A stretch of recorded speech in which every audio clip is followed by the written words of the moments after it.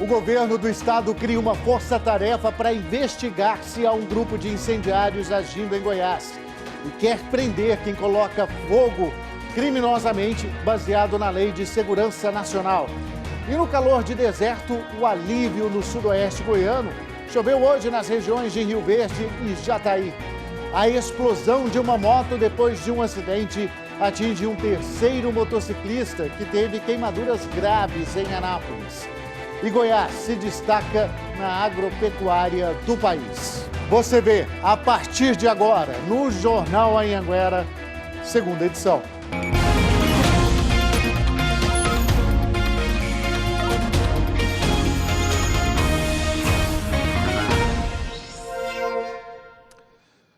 Muito boa noite para você. Agora às 7h14. Estamos ao vivo com as principais notícias dessa sexta-feira na sua cidade e na sua região. Bem-vindo ao Jornal Anhanguera, que ontem te mostrou que uma queimada atingiu um assentamento em Jataí e que, por causa do fogo, os moradores tiveram que sair às pressas das casas. Hoje, nossa equipe voltou até lá e, olha, foram muitos prejuízos num cenário também de muita tristeza. A vila estava praticamente deserta, lotes ainda com fumaça da madeira que terminava de pegar fogo. Alguns moradores cansados, mas ainda trabalhando para reparar os danos e monitorando a área para evitar que o fogo volte. Cansado, a vista queimada, sem enxergar direito, mas não podemos parar. A poucos quilômetros da vila, nós encontramos esta casa destruída. Aqui, né, os freezers aqui, o pessoal até tentou tirar os alimentos aqui, que a gente observa que os alimentos estão de fora. Pratos, né, acho que aqui funcionava uma cozinha, churrasqueira, pratos queimados, utensílios, né. Mas aparentemente, a gente olhando aqui pelo vidro, né, a porta está trancada, aparentemente o interior da casa não chegou a ser atingido. E chegamos ao sítio do Expedito e da Yolanda, que não chegou a ser atingido pelas chamas. Eles ajudaram a apagar o incêndio e estão auxiliando os vizinhos. Fogo para todo lado e parece que quanto mais corria, mais intenso o fogo ficava. O assentamento, que fica a 40 quilômetros de Jataí, possui mais de 200 sítios. O fogo avançou rápido por causa dos fortes ventos.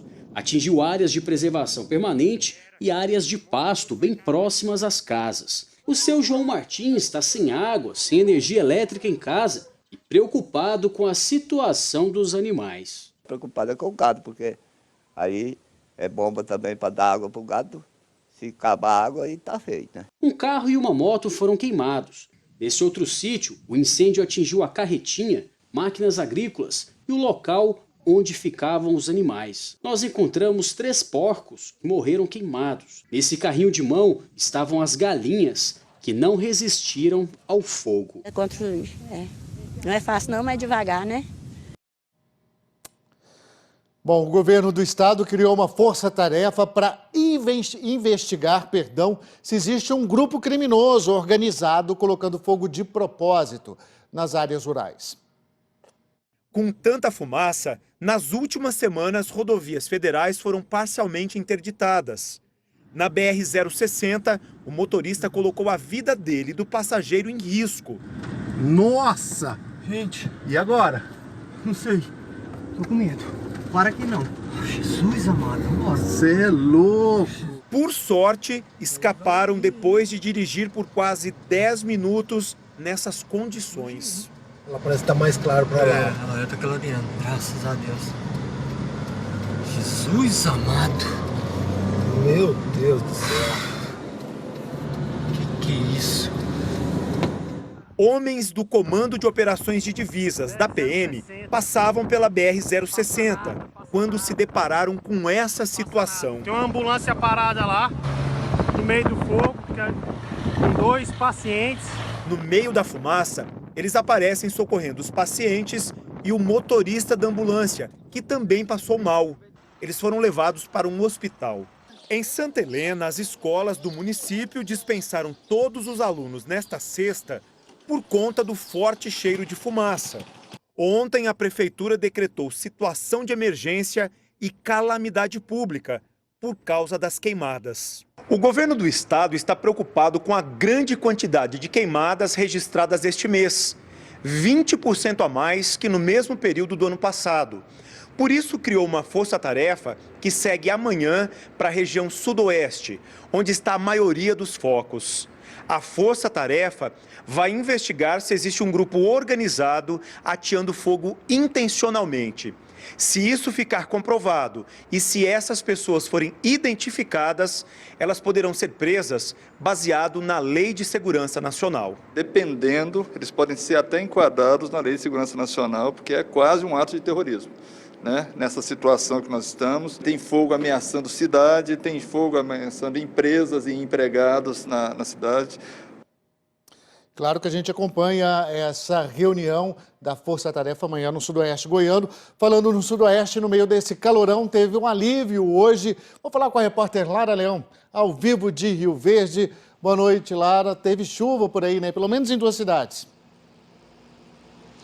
Enfim, chuva aqui no Sudoeste, em Rio Verde e Jataí.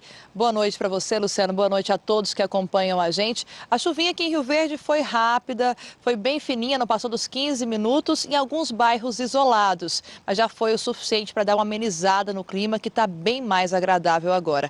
Em Jataí, a mesma coisa. Chuvinha rápida em alguns bairros isolados, mas que também foi o suficiente para dar uma amenizada nas constantes queimadas que vem acontecendo na região. De acordo com o IMET, a mudança de tempo se deve a uma frente fria que vem do sul do país, mas a má notícia é que não deve durar por muito tempo. Há previsão de chuva ainda para Rio Verde, já está aí amanhã no final da tarde, mas chuvinha rápida também. No domingo, o tempo volta a ficar seco nas 2 cidades e assim segue durante a semana.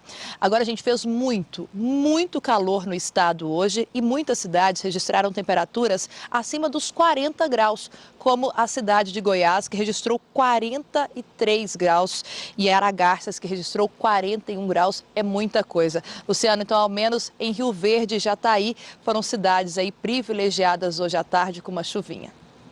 Pois é, e a gente vai acompanhando, né? Porque também tem previsão de chuva para amanhã para outras cidades, como a capital e a região sudoeste também, por conta dessa frente fria. Lara, obrigado, viu?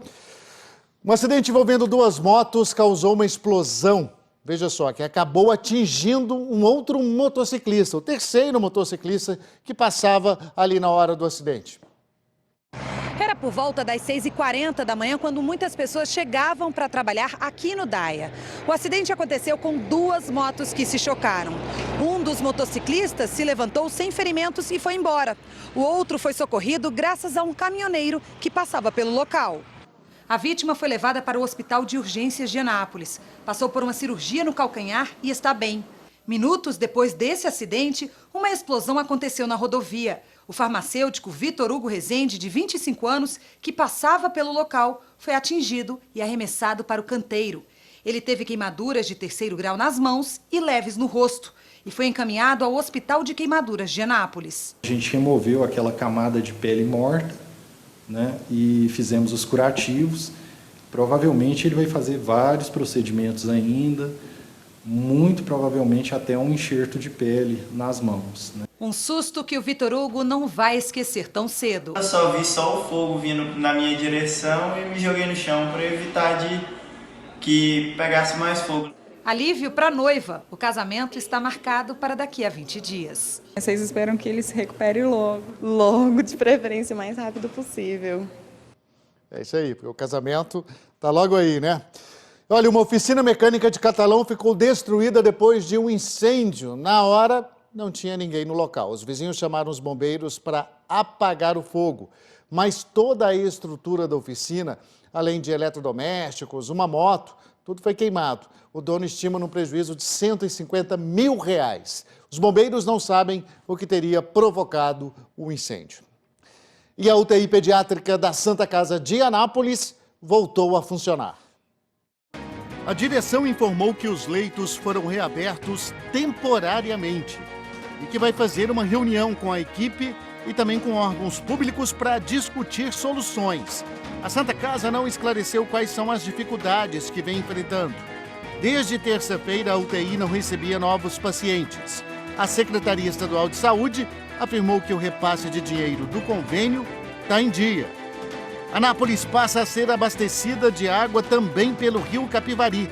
A bomba instalada em fevereiro entrou em operação ontem para ajudar na captação de água que só era feita no Ribeirão Piancó. Nos últimos dias, vários bairros da cidade enfrentaram falta d'água. Um caminhão arrancou placas de sinalização e bateu em 8 carros no Jardim América, em Goiânia. Um motociclista não conseguiu se segurar e caiu no chão. O caminhão estava sem motorista quando começou a descer a rua, atingindo o que estava pela frente. Imagem impressionante, hein? O caminhoneiro fugiu. O dono da empresa do caminhão acertou com os motoristas o pagamento dos estragos, motoristas que foram atingidos aí por esse caminhão. E a Polícia Rodoviária Federal apreendeu na BR-153 em Itumbiara uma carga de defensivos agrícolas, avaliada em mais de R$250 mil, tudo irregular, sem nota fiscal. O Emerson Ferreira tem mais detalhes. Boa noite, Emerson. Oi, Luciano, boa noite para você, boa noite para todos. Pois é, essa carga não tinha nota fiscal e o veículo também utilizado para transportar, segundo a polícia, era roubado, viu? 3 pessoas estavam nessa caminhonete e foram conduzidos para a delegacia aqui de Itumbiara e devem ser ouvidos ainda hoje. Segundo a polícia, havia várias irregularidades. A placa era adulterada e o chassi do veículo também adulterado. Esse veículo foi roubado em Goiânia, mas a placa que estava nele é de Franca, no interior de São Paulo. Os suspeitos não souberam informar a polícia aí qual era a procedência, a origem dessa mercadoria e nem para onde que ela seria levada, viu? E também os defensivos agrícolas, segundo a polícia, têm um grande valor de mercado. A carga toda foi avaliada em mais de R$250 mil. Ela estava escondida na carroceria dessa caminhonete, coberta por uma lona. Então a polícia levou esses 3 suspeitos e a caminhonete também para a delegacia. E a polícia, claro, continua investigando o caso. Obrigado, Emerson. Bom trabalho a todos aí no sul do estado. A gente vai para o rápido intervalo agora. E a seguir, Goiás é destaque na produção agropecuária do país. Os números dessa pesquisa já. Agora, 7h26.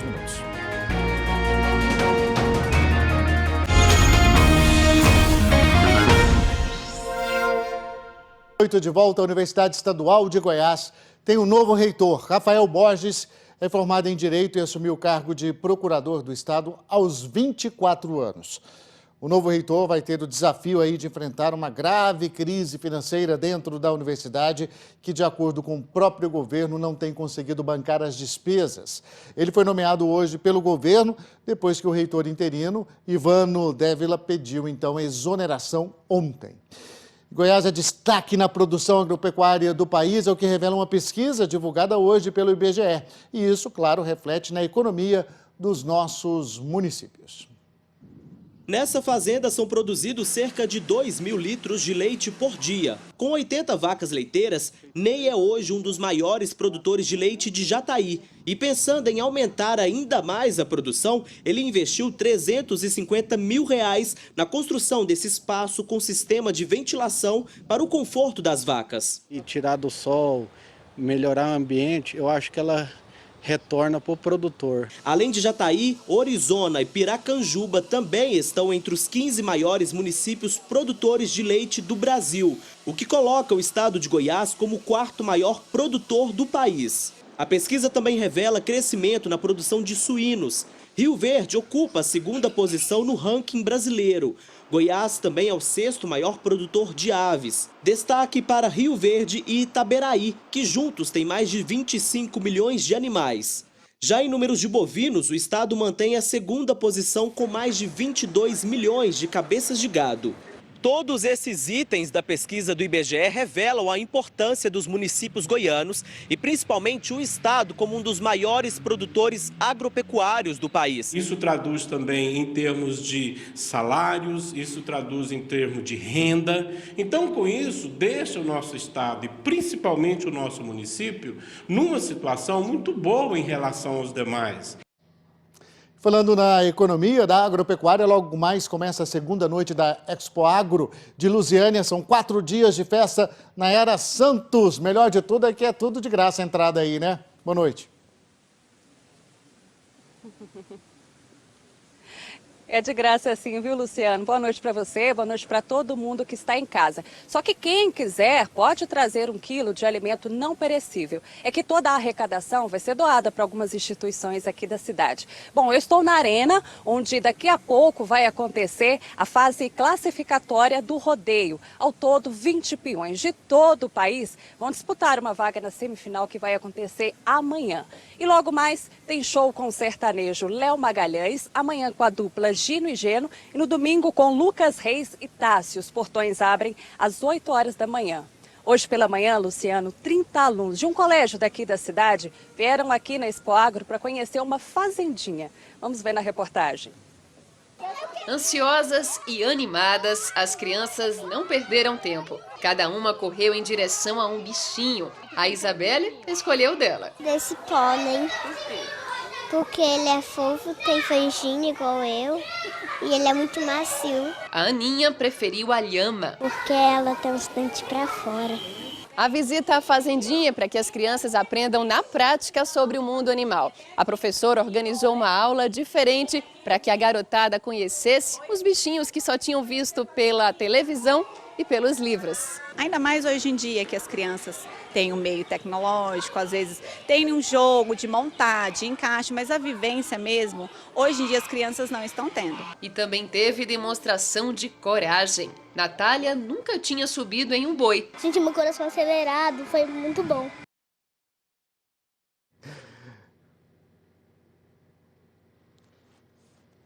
Oi, Nayara. A gente teve um probleminha aí com o áudio da Nayara, mas olha, a hora da nossa imagem do dia e eu quero aproveitar para falar da chuva que foi no sudoeste do estado, a chuva que caiu em Rio Verde, em Jataí. Tem expectativa aí por conta dessa frente fria que vem do sul de chover 90% aí entre 5 e 6 milímetros no centro-sul do estado. Vamos torcer porque a gente está precisando e a gente merece desse um pouquinho de alívio aí, depois até desse aumento do número de queimadas em relação ao ano passado, um aumento aí de 20%, isso também ajuda a controlar tudo isso aí, principalmente na região sudoeste. Uma boa noite para você, aproveite o fim de semana, a gente termina com imagens de Itumbiara hoje, até segunda.